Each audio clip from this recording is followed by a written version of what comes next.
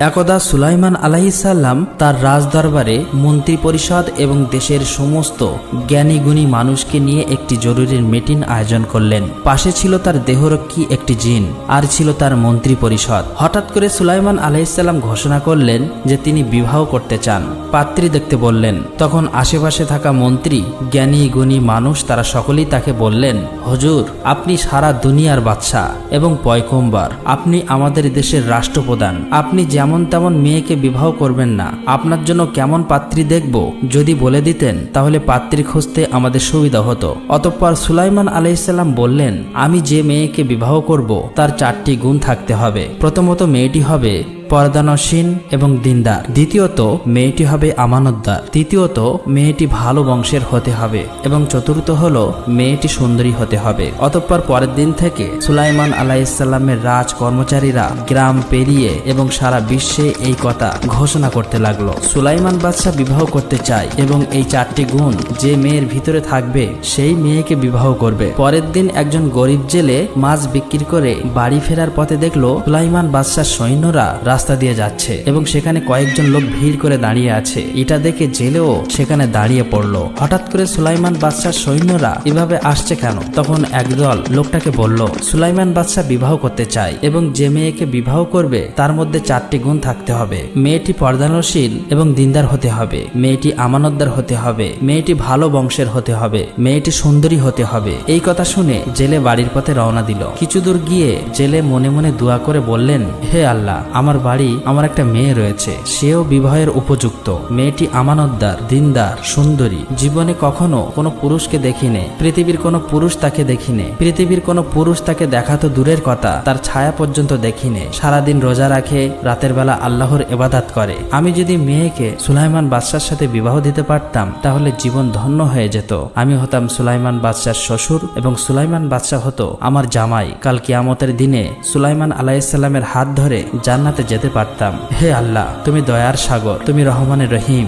এই দোয়া তুমি কবুল করে নিও। এই দোয়া করার পর অশ্রু ভরা চোখ নিয়ে বাড়িতে গিয়ে তার স্ত্রীকে ডেকে বলল, স্ত্রী, তুমি কি কোনো কথা শুনেছো? তখন স্ত্রী বলল, কি এমন কথা? আমি তো কিছুই শুনিনি। আর আপনার চোখে এমন জল কেন? আপনার কি হয়েছে? তখন জেলে বলল, আমাদের দেশের বাদশাহ, রাষ্ট্রপ্রধান পয়গম্বর সুলাইমান আলাইহিসসালাম বিবাহ করতে চাই। তিনি যে মেয়েকে বিবাহ করবে তার ভিতরে 4টি গুণ থাকতে হবে। যে 4টি গুণের কথা বলেছে তার মধ্যে আমার মেয়ের 3টি গুণ আছে। মেয়েটি হতে হবে পর্দানশীল, দিনদার, মেয়েটি হতে হবে আমানতদার, মেয়েটিকে সুন্দরী হতে হবে এবং ভালো বংশের হতে হবে। আমাদের মেয়েটিকে যদি পয়গম্বরের সাথে বিবাহ দিতে পারতাম তাহলে জীবন ধন্য হয়ে যেত। তখন স্ত্রী বলল, আপনি এসব কি বলতেছেন? এমন কথা আর বলবেন না। আমরা হলাম জেলের বংশ, ঘর নাই, বাড়ি নাই, 3 বেলা খাবার নাই। পয়গম্বর সুলাইমান আলাইহিসসালাম হলেন বাদশাহ। সুলাইমান বাদশার রাজপ্রাসাদে কোনো কিছুর অভাব নাই, তিনি অনেক ধনী। আমরা হলাম গরিব মানুষ, এটা কিভাবে সম্ভব? এমন কথা আর বলবেন না। সুলাইমান বাদশার সৈন্যরা জানতে পারলে বিপদ হতে পারে। আমাদের পক্ষে এমন স্বপ্ন না দেখাই ভালো। এবারে জেলে মনের ব্যথা মনে নিয়ে মাছ ধরার উদ্দেশ্যে রওনা হলো। এদিকে মেয়েটি ঘর থেকে বার হয়ে বলল, আব্বাজান, কোথায় যাচ্ছেন? কোনোদিন তো এমন করে চলে যান না। এই প্রশ্নের উত্তর দিল না। কিছুক্ষণ পর মা মেয়ে যখন একসাথে বসেছিল তখন মা বলল, শুনেছি সুলাইমান বাদশাহ বিবাহ করবে। সে যে মেয়েকে বিবাহ করবে তার 4টি গুণ থাকতে হবে, আর সবগুলি গুণ তোমার মধ্যে আছে। শুধু গরিব ও জেলে হওয়ার কারণে বিবাহ দিতে পারলাম না। তখন মেয়েটি বলল, আম্মাজান, আমার যদি চরিত্রবান, আমানতদার, দিনদার ও আল্লাহওয়ালা সুলাইমান পয়গম্বরের সাথে বিবাহ হয় তাহলে আমার নারী জীবন সার্থক হয়ে যাবে। অতঃপর মা তাকে জোরে চড় মারল এবং বলল, খবরদার, এমন কথা মুখে বলবি না। বাদশাহ সুলাইমান যদি জানতে পারে তাহলে আর আস্ত রাখবে না। এমন স্বপ্ন আমাদের পক্ষে কখনোই দেখা সম্ভব নয়। তিনি কোথায় আর আমরা কোথায়? তিনি হলেন বাদশাহ আর আমরা হলাম জেলে। মেয়ে তখন কাঁদতে কাঁদতে ঘরের ভিতরে নামাজে বসে দোয়া করতে লাগলো, হে আল্লাহ, তুমি দয়াবান। যে সুলাইমানকে তুমি বাদশাহ বানিয়েছো সেই আমাকে তুমি জেলের ঘরে জন্ম দিয়েছো। যে সুলাইমান বাদশাকে তুমি ধনী বানিয়েছো সেই আমাকে তুমি গরিব বানিয়েছো। আল্লাহ, তুমি সবই পারো। হে আল্লাহ, সুলাইমান পয়গম্বরের স্ত্রী হিসাবে আমাকে কবুল করে নিও। ওগো আল্লাহ, সুলাইমান পয়গম্বরের সাথে আমার বিবাহ না হওয়া পর্যন্ত মৃত্যু দিও না। ওগো আল্লাহ, আমি ছোট থেকে এই পর্যন্ত শুধু তোমার ইবাদত করেছি, তোমার কাছেই চেয়েছি। সুলাইমান বাদশার সাথে আমার বিবাহ হলে নারী জীবন সার্থক হয়ে যাবে। কাল কিয়ামতের দিনে সুলাইমান নবীর স্ত্রী হিসেবে পরিচয় পাবো। আমার এই দোয়াকে তুমি ফিরিয়ে দিও না আল্লাহ। দোয়া করার পর চিঠি লিখে বিবাহর প্রস্তাব পাঠিয়ে দিল।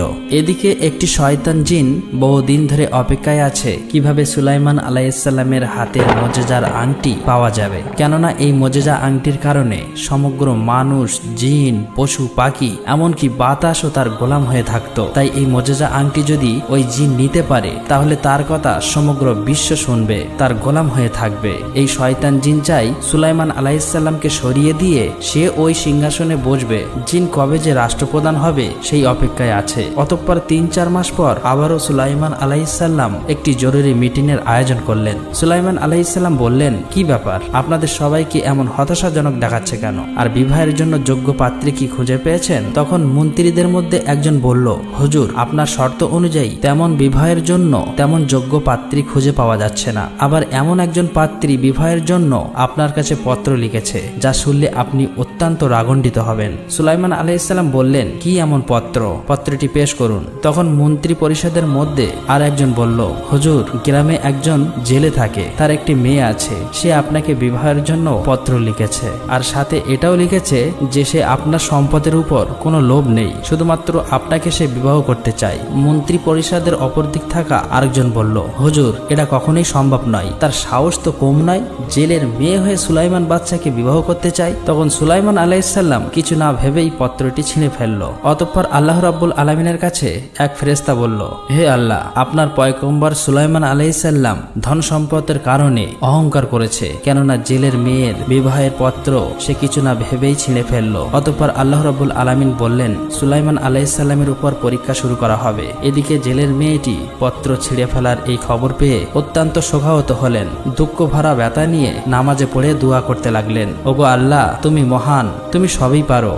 আমি জেলের মেয়ে, একজন গরিব বলে সুলাইমান বাদশাহ আমার এই প্রস্তাব প্রত্যাখ্যান করেছে। ওগো আল্লাহ, আমি শুধুমাত্র তোমার ইবাদত করি আর তোমার কাছেই প্রার্থনা করি। হে আল্লাহ, আমাকে ধনী বানিয়ে হয় সুলাইমান বাদশার সাথে বিবাহের আবদ্ধ করে দাও, আর নয়তো সুলাইমান বাদশাকে আমার মতো গরিব বানিয়ে আমার সাথে বিবাহ বন্ধনে আবদ্ধ করে দাও। এদিকে সুলাইমান আলাইহিসসালাম ও তার মন্ত্রী পরিষদ রাজ দরবারে বসেছিলেন।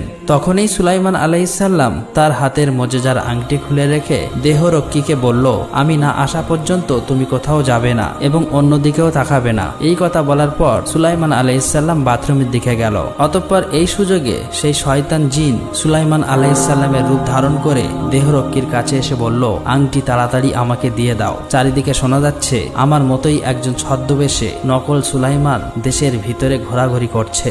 সে চাই দেশের রাষ্ট্রপ্রধান হয়ে রাজ সিংহাসনে বসবে। তোমরা তাকে যেখানেই দেখবে শাস্তি দেবে। অন্যদিকে অনেকক্ষণ পর সুলাইমান আলাইহিসসালাম যখন পাক পবিত্র হয়ে সেই দেহরক্ষীর কাছে যখন আংটি চাইলো, তখন দেহরক্ষী বলল, কিসের আংটি, কার আংটি, আর তুমিই বা কে? তখন সুলাইমান আলাইহিসসালাম বলল, তোমার কথা আমি কিছুই বুঝতে পারছি না, তুমি কি বলতে চাইছো? আমি তোমাদের সুলাইমান বাদশাহ। তখন দেহরক্ষীটি বলল, ও বুঝতে পেরেছি, আপনি তাহলে সেই ছদ্মবেশে আমাদের সুলাইমান বাদশাহ হতে চাচ্ছ। তখন সুলাইমান আলাইহিসসালাম বলল, কে ছদ্মবেশে সুলাইমান বাদশাহ হতে চাচ্ছে? দেহরক্ষীটি বলল, তুমি সামনে গিয়ে দেখো, রাজ দরবারের ভিতরে গেলেই দেখতে পাবে। তখন সুলাইমান আলাইহিসসালাম যখন রাজ দরবারের ভিতরে যাচ্ছে, ঠিক তখন শয়তান জিন এটা বুঝতে পেরে রাজ দরবারের সমস্ত কর্মচারীকে ডেকে বলল, তোমরা শোনো, আমি শুনেছি আমাদের দেশে ছদ্মবেশে একজন সুলাইমান বাদশাহ সেজে সিংহাসনে বসতে চাইছে, তাই তোমরা তাকে যেখানেই দেখবে উপযুক্ত শাস্তি দেবে এবং দেশ থেকে বিতাড়িত করবে। এই বক্তব্য শেষ হতে না হতেই আসল সুলাইমান আলাইহিসসালাম যেমনি রাজ দরবারের ভিতরে ঢুকলো, তখনই রাজ দরবারের সমস্ত কর্মচারী তাকে উপযুক্ত শাস্তি দিল এবং মেরে রক্তাক্ত করে নদীর কিনারায় ফেলে আসলো। আসলে তারা জানতো না যে সিংহাসনে বসেছিল শয়তান জিন, আর ইনিই ছিল আসল সুলাইমান আলাইহিসসালাম। এই জন্যই তারা এই বিষয়টি আর বুঝতে চাইল না। অতঃপর সন্ধ্যার প্রায় কাছাকাছি সময় জেলে মাছ ধরে বাড়ি ফেরার পথে দেখলো কি যেন নদীর কিনারায় পড়ে আছে। এটা দেখতে পেয়ে তার কাছে গিয়ে দেখলো একটা সুন্দর চেহারার মানুষ, যেন তার ললাট থেকে নূরের জ্যোতি বার হচ্ছে, কিন্তু তাকে এত পরিমাণ মেরেছে তার সারা শরীর থেকে রক্ত বার হচ্ছে। এটা দেখে জেলে নদী থেকে কিছু পানি নিয়ে তার মাথায় দিল। কিছুক্ষণ পর সুলাইমান আলাইহিসসালামের জ্ঞান ফিরে এলো। এবার জেলে বলল, বাবা, তুমি কে? তোমার তো আমি চিনলাম না, তোমার বাড়ি কোথায়? কে তোমার এমন ভাবে মেরে রক্তাক্ত